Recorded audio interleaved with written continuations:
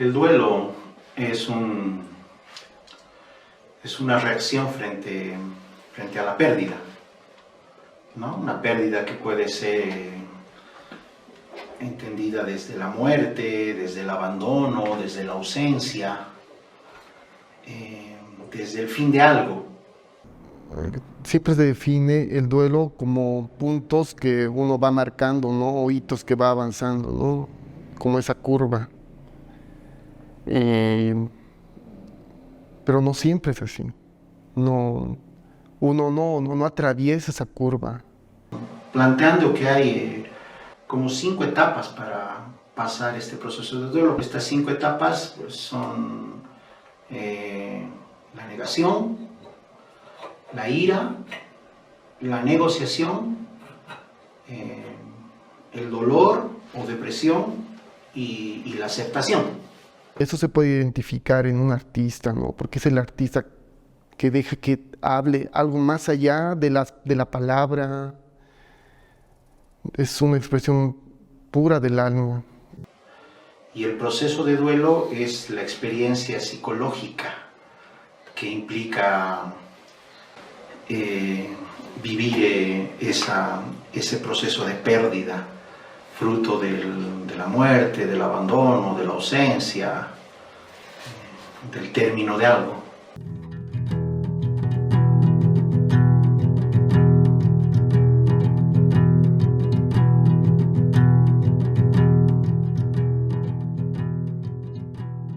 ¿Qué hacer cuando por fuerza te marcan con un gran dolor? ¿Qué hacer cuando no puedes visitar una tumba? ¿Cómo entender que no vas a recuperar ese pedazo de vida arrebatado? No tener en brazos de quien llorar. ¿Dónde derramar lo sangrado? ¿Dónde irle a llorar a ese familiar que te arrebataron, que apagaron su fulgor? ¿Cómo llenar esa ausencia que deja ese adiós sin pronunciarse? Silencio que retumba. Se llevaron a Jaime Rafael un 28 de mayo y nunca más dejamos de llorarlo. No sabemos su paradero. A José Carlos lo detuvieron la noche antes de la noche de Navidad.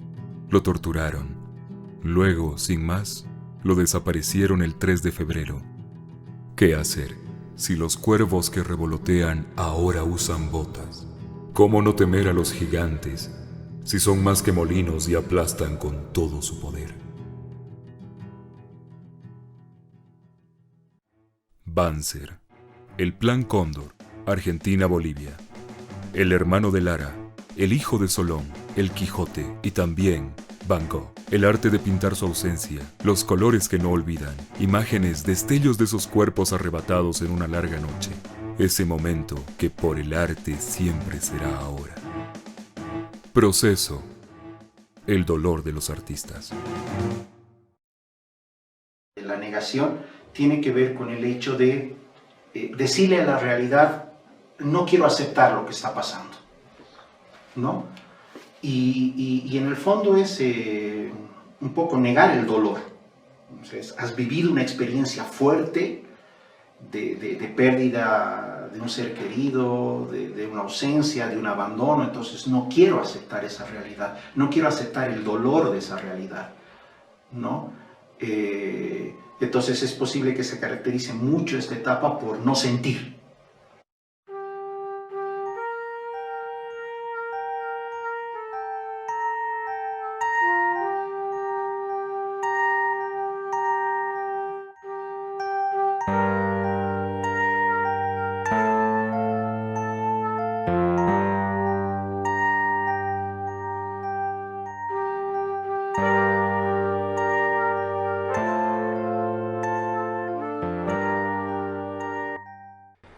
Lara ha experimentado mucho con esto que era el cubismo de Picasso, también ha experimentado mucho con el color de Bacon, ¿no? Él también ha sido influenciado mucho por su hermano mayor desde su taller, ¿no? Y también con los artistas contemporáneos de la ciudad donde vivía, ¿no? En Argentina.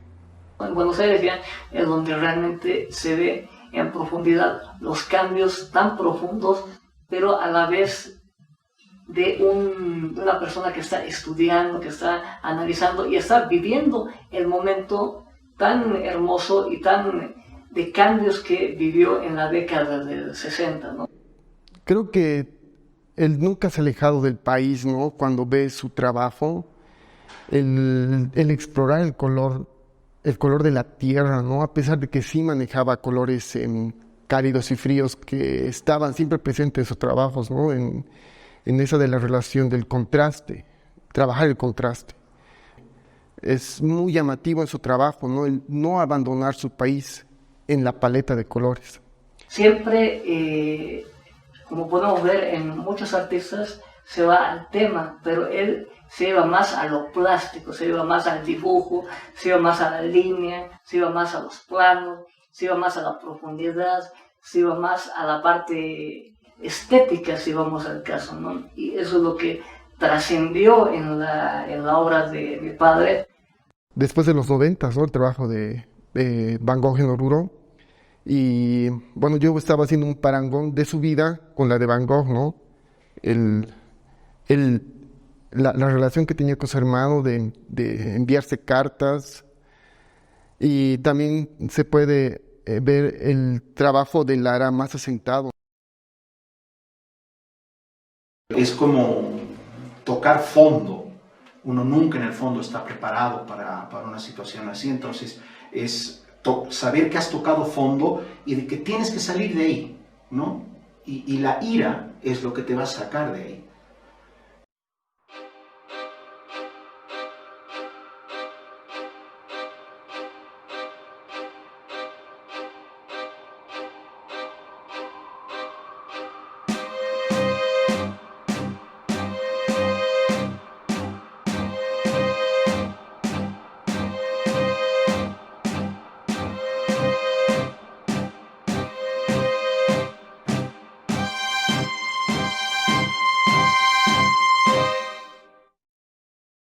Solón, él ha trabajado mucho el muralismo y, bueno, también ha trabajado mucho la revolución, el trabajo del hombre como obrero, ¿no? El pueblo y eso, él de alguna forma creo que quería registrar la idea de la revolución, del transformar, de la igualdad. Y él lo hacía con mucho color, a pesar de que, bueno, trabajaba colores terrosos, su trabajo siempre estaba lleno de color, ¿no? Porque él creía en la libertad a través de estos. Solón ha trabajado siempre con el Quijote, pero después de la desaparición de su hijo, se le ha hecho más intenso, ¿no? Se ha intensificado esta idea. Y él lo ha hecho por la idea de que el Quijote tiene una representación, tiene una mirada, ¿no? Todos los artistas en algún punto han mirado al Quijote desde el lado de representar o significar la lucha contra el poder, ¿no? En favor a los más oprimidos, ¿no? Tenía sus épocas, sus tiempos, ¿no? Y era el Quijote y los perros en la búsqueda de su hijo. Y se siente en el trazo, ¿no? El abandono del color y solamente ese trazo intenso, ¿no? La fuerza que da el carboncillo contra la hoja blanca, la figura que se revela contra el poder que es el contraste, ¿no? del color entre el blanco y el negro. Todo un contraste entre la bestia y no sé, pues la figura que quiere calmar o buscar, pero no quiere atacar. Creo que eso es interesante porque Quijote no ataca, ¿no? Es como buscar en realidad dónde está la verdad. Y eso está en todo el trabajo de Solón, ¿no? El Quijote buscando algo. En la década del 70 tenemos Los niños del columpio, creo que es el título de la obra, y eso refleja muy bien esa tristeza, esa amargura.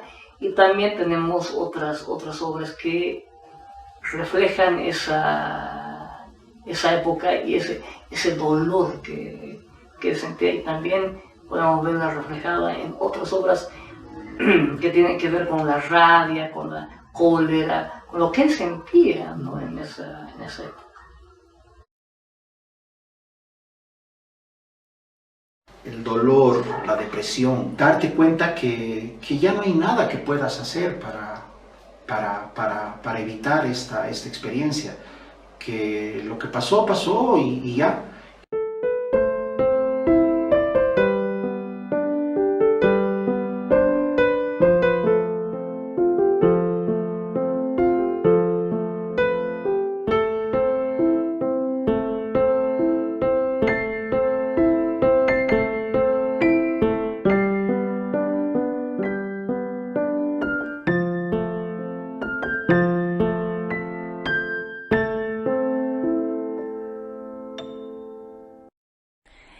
ASOFAM es la Asociación de Familiares de Detenidos Desaparecidos y Mártires por la Liberación Nacional.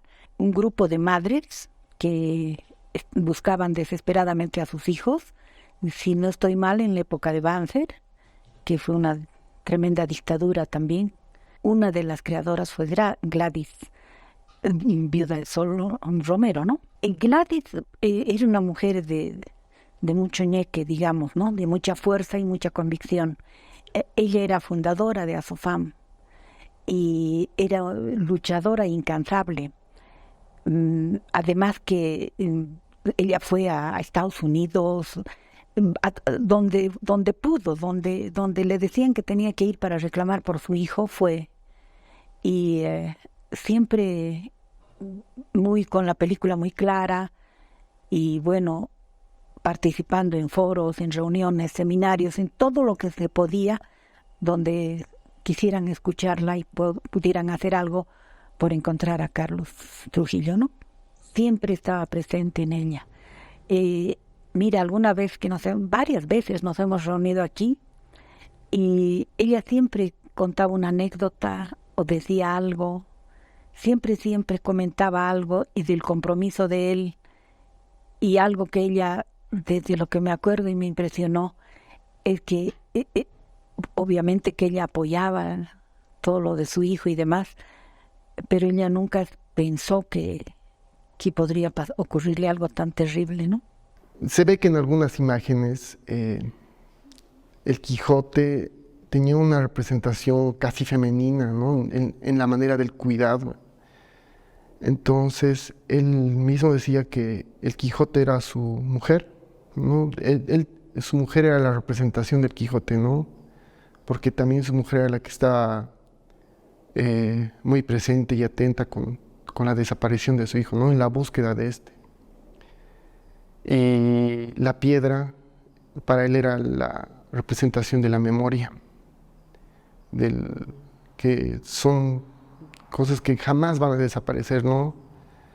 Y para él existía el Valle de las Piedras, ¿no? Entonces, antes de partir, uno tiene que pasar por ese valle, por el Valle de las Piedras, por el Valle de la Memoria, para recordar, para no olvidar.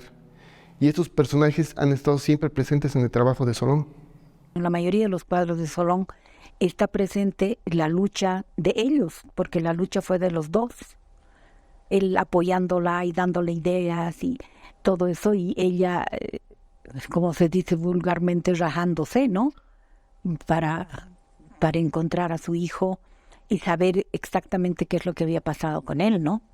Cómo sentía el dolor, porque era verdad, ¿dónde pongo estas flores, mi general, no? Porque es un consuelo para los que hemos vivido pérdidas así dramáticas, ir a poner unas flores, ¿no? Saber que las cenizas están ahí y puedes poner unas flores como símbolo de un recuerdo, de que siempre viven en tu memoria. Entonces, una vez me contó eso, que lo sentía realmente, no era un spot simplemente, era una cosa que lo sentía muy adentro. ¿Dónde pongo estas flores, mi general? Hace más de 25 años que no sé dónde poner estas flores.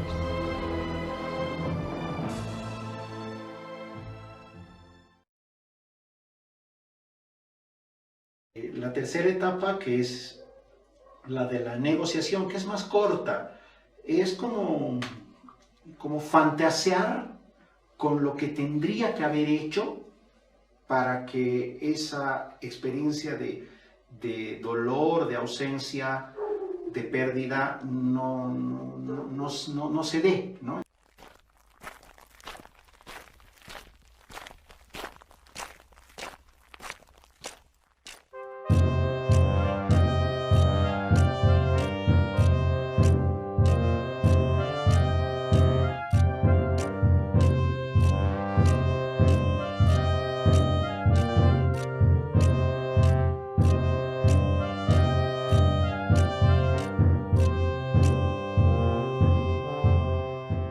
En el 2003 se celebraba los 150 años del nacimiento de Vincent Van Gogh, ¿no?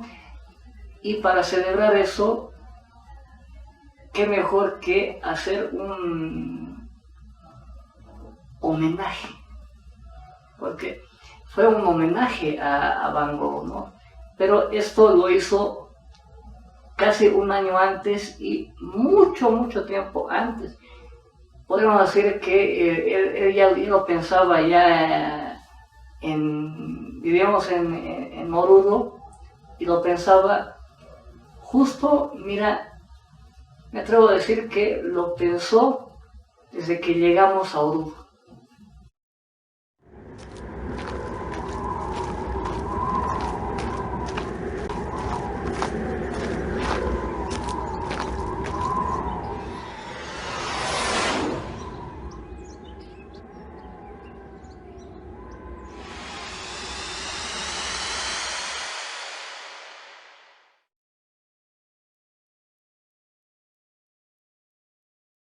La quinta etapa, que es la de la aceptación, que no es otra cosa que asimilar esa pérdida en la vida y mirar pues qué caminos se pueden tomar, se pueden hacer, qué cambios puede hacer uno en la vida.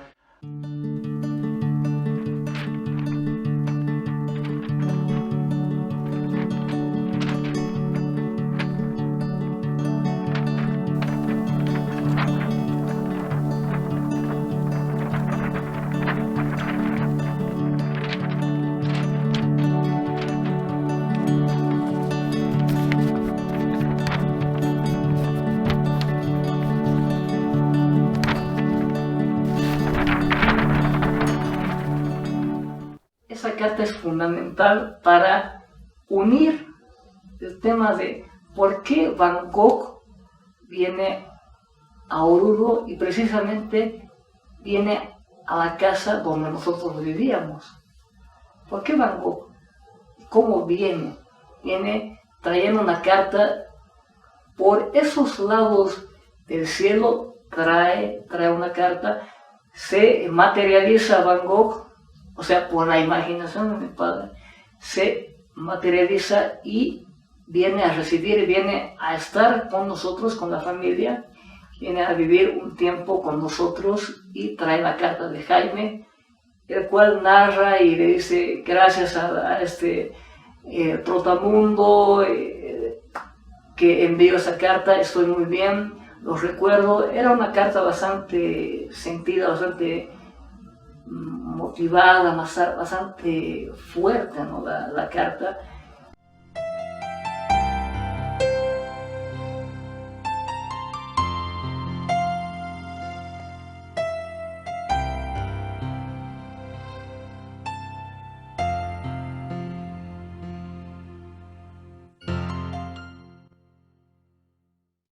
En la manera en que Solón descubre a Quijote es a través de su papá, y él ya como abuelo, gracias al dibujo, también deja que su nieto pueda descubrir a Quijote a través de sus dibujos.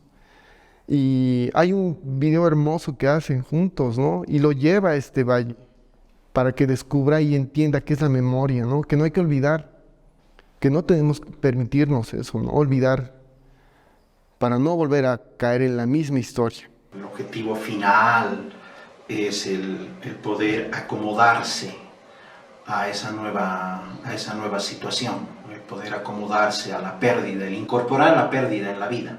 Y la manera de curarse también es distinta. De salir del hueco es distinto en relación al otro, porque a veces necesitas volver a entrar para entender que también afuera hay luz, ¿no? A veces es necesario volver y vuelves a salir y vuelves a entrar. Todo el tiempo vivimos este proceso de sanación.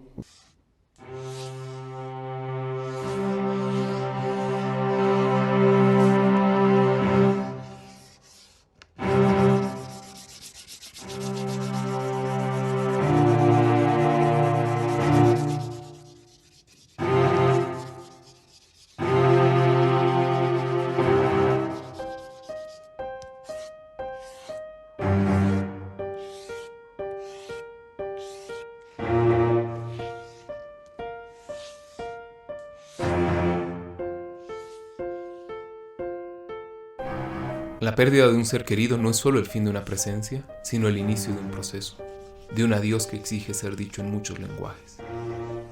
¿Cómo encarna el arte el proceso de duelo? ¿Cómo decir adiós al que desaparece cuando tu lenguaje son las piedras de la resistencia y los colores del paisaje? Todo arte con el tiempo se convierte en elegía, en el proceso de una larga despedida. Todo dolor puede transformarse en inspiración, porque quien es recordado no muere por completo. Toda pérdida busca llenarse con un lenguaje que no expresa ni representa, porque toda pérdida reclama un lenguaje propio. Es un enigma buscando una forma. Hay quienes dicen que el dolor es la cantera inagotable del arte. Otros, en cambio, dicen que el arte es la imprescindible melancolía de la vida, una tristeza racional. Dos duelos entre tantas pérdidas, un hijo y un hermano. Dos creadores entre varios, Walter Solón y Raúl Lara. Dos artistas plásticos. Una carta, un ave, la muerte, los perros, el dolor y la creación. Los Quijotes de Solón buscan la razón de la sinrazón de la desaparición de José Carlos Trujillo Orosa, hijo de Gladys y Walter, bajo la dictadura militar de 1972. Walter Solón Romero, nacido en Uyuni, dibujó una larga despedida. Con el carboncillo cargado de libertad y los murales que reclaman justicia, dejó una huella gigante. Por fin un lugar donde poner las flores. ¿Es el arte una flor en la tumba para el cuerpo ausente? Y es la carta del hermano que a lomo de lienzo bajo el brazo del holandés busca en Oruro a su destinatario. No es el adiós desesperado del que se queda, sino la imposible consolación de aquel que no volverá. Jaime Rafael se despide de su hermano por intermedio de Vincent van Gogh. Asesinado por la dictadura militar en 1976, el profesor orureño, desaparecido en Jujuy, Jaime Rafael, calma a su hermano Raúl. Raúl, el maestro del azul, de la melancolía y de la fiesta, contempla los parajes orureños donde el holandés demora la última carta. La historia y los recuerdos, el luto que desborda y el arte que alivia. La obra trasciende al artista. El duelo se encarna como proceso creativo.